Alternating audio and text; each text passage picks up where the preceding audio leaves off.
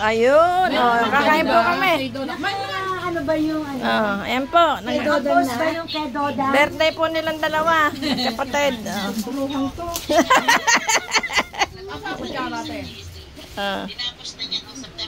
Okay, kaway. Oh, kaway da. Ewan ko sa inyo. Kaway. Yun. Ano daw? Gcash na ni Doda. Kasi hindi pa siya nakabayad. Hindi pa nakabayad eh. Sa dami ng pera. Very busy. Harap dito. Pwede naman. Hi. Andito kami sa bahay ni Olen. Ako pala yun. Yan ang anak mo. Pakita natin si ano. Ayan.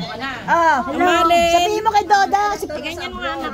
Kita ba? Kita ba yung cellphone? Number din. Ayun. Kanina? Lalaki ba anak mo? Di ba taga hindi na makalakad? Pero niyayaya ko yun. Si Isabel. Sobrang laki ng ano nun eh. Oo, sa Isabel na gusto kong puntahan. Muna kayo, oy. Hi. Muna kayo. Okay. Hi po nilang kumain. Kaya kain na po kami. Diabetes siya.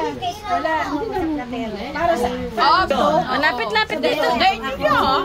Di ba na matagal siya sa kumbento? Hello. Lagi siya nakaupo. Dapat ang ginagawa niya, dapat siya ng lakad. Hoy! Hindi. Tandaan niyo si Trinidad, because